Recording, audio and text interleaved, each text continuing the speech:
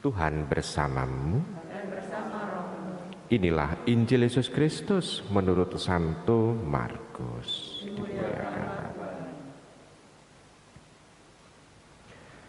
Pada suatu hari Sabat, Yesus masuk ke rumah ibadah.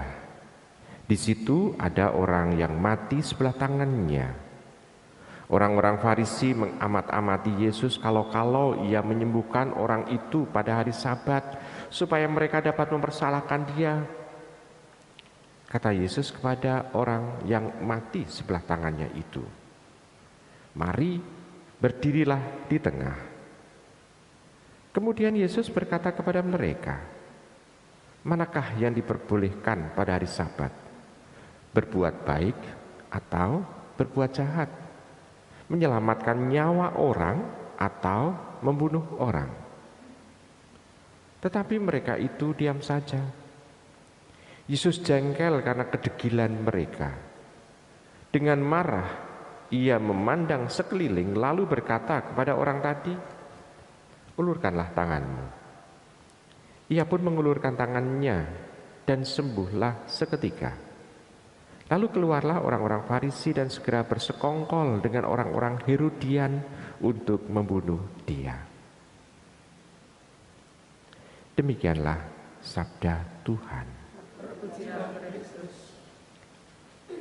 Ibu, bapak, saudara-saudari yang terkasih dalam Yesus Tuhan, masih berbicara mengenai hari Sabat di sana.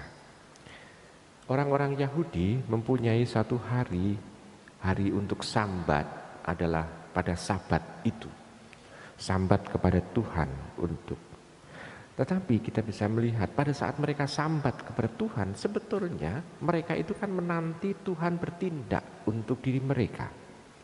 Kalau mereka mengalami satu masalah, mereka menginginkan Tuhan bertindak untuk membantu menyelesaikan masalah itu. Berarti kita bisa melihat bahwa orang-orang Yahudi menantikan Tuhan bertindak pada hari Sabat itu untuk membantu mereka.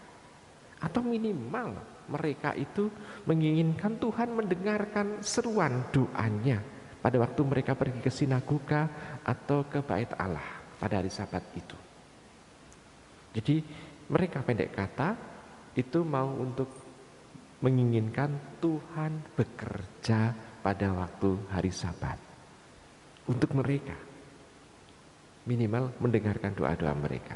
Nah, kalau Tuhan sekarang bertindak pada hari Sabat menyembuhkan orang yang sakit, lumpuh tangannya itu, sebetulnya di sana mau menunjukkan kepada orang-orang Farisi dan ahli-ahli Taurat atau orang-orang Yahudi pada waktu itu bahwa dia yang melakukan itu adalah yang ditunggu pada hari Sabat itu.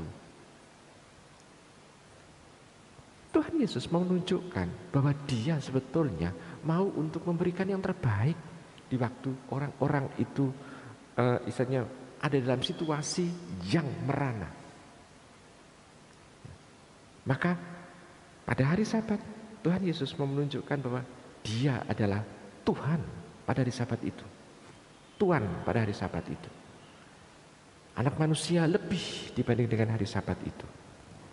Nah, ibu, bapak, saudara-saudari yang terkasih dalam Yesus Tuhan. Nah, Tuhan sendiri juga menegaskan kepada kita semua mana yang bisa diperbuat pada hari Sabat itu. Berbuat baik atau berbuat jahat. Nah, Tuhan membuka pertanyaan itu kepada mereka. Dan mereka tidak menjawab. Kalau tidak menjawab berarti bahwa Tuhan itu menghendaki bahwa semua orang pada hari Sabat itu tetap berbuat baik. Nah, ini bacaan Injil. Sekarang bagi diri kita. Ibu, bapak, saudara-saudari yang terkasih dalam Tuhan. Hari ke-7 adalah hari terakhir dari satu minggu. Dan Sabat adalah hari Sabtu. Sedangkan kita menggunakan hari Minggu untuk kita berdoa. Karena kita mengingat Tuhan yang bangkit pada hari pertama dalam minggu itu. Nah, sekarang saya mau tanya dulu. Hari Minggu bagi Anda itu hari pertama dalam minggu itu atau weekend?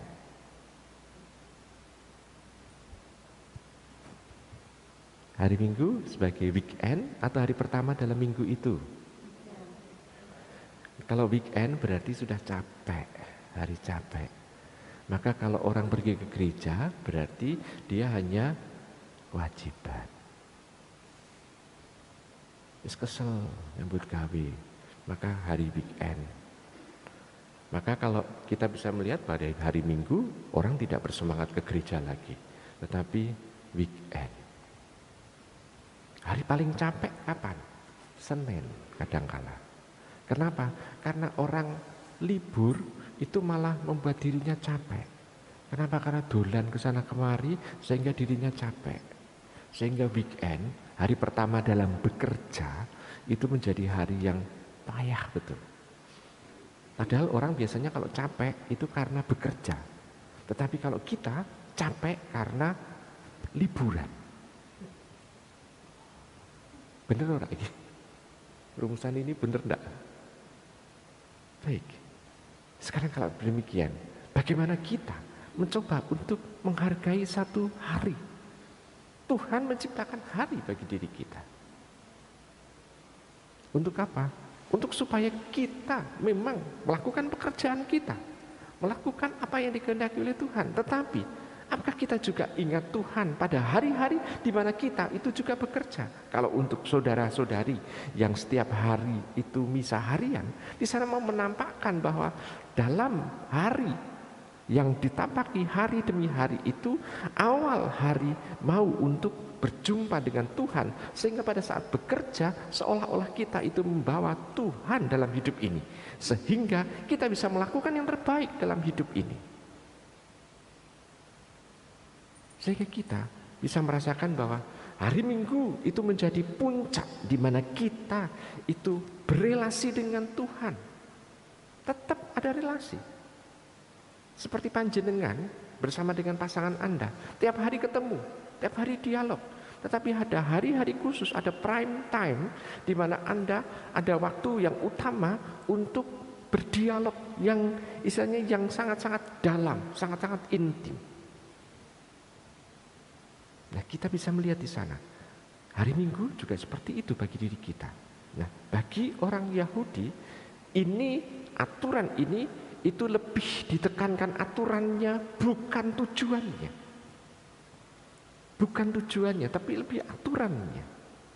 Nah, ini mengingatkan kepada kita, jangan kita pertama-tama berpedoman pada aturannya, tapi tujuannya apa? Nah, kalau kita istilahnya bertolak dari tujuan itu, maka kita bisa mengendalikan diri kita sedemikian rupa sehingga kita seolah-olah dikendalikan oleh Tuhan untuk melakukan hal-hal sesuai dengan kehendak Tuhan. Tuhan ingin nyetel kita kalau kita tahu tujuannya. Tapi kalau kita hanya berpedoman pada aturan-aturan, maka kalau hanya aturan-aturan, maka yang kita pikirkan adalah halal atau haram itu saja, boleh atau tidaknya. Kita hanya akan berpikiran itu. Lalu sulit untuk bisa berpikir soal cinta kasih. Karena cinta kasih itu ada di atas. Sedangkan kalau haram, halal atau boleh atau tidak itu ada di bawah. Hanya batas dosa atau tidak gitu kan. Boleh atau tidak itu salah atau tidak gitu. Itu kan ada di batas bawah. Sedangkan kalau cinta kasih ada di batas atas. Maka kita diminta oleh Tuhan untuk berpedoman pada tujuannya. Jangan hanya melihat, memandang yang di bawah, tetapi memandang yang di atas. Dengan yang memandang di atas, maka kita akan mampu untuk bisa memilah-milah mana yang diperbolehkan oleh Tuhan, mana yang tidak. Kita juga bisa istilahnya itu berpikir lebih dalam lagi, mengapa Tuhan memerintahkan kita melakukan ini. Sehingga kita tidak hanya sekedar, oh ini adalah pokoknya yang penting dalam hidup saya itu menjauhi larangan Tuhan dan tidak melakukan larangan Tuhan. Hidup minimalis. Tetapi kalau kita minta kepada Tuhan selalu maksimal, selalu yang sempurna, orang adil. Ya, maka kita bisa melihat di sana ada sesuatu hal yang harus kita lakukan. Maka Tuhan menghendaki pada saat ini adalah hari ini adalah pesannya adalah supaya kita melakukan yang terbaik dalam hidup ini. Jangan pertama-tama memandang aturannya, tetapi tujuan dari itu semua, supaya kita menjadi orang-orang milik Tuhan. Selamat merenungkan.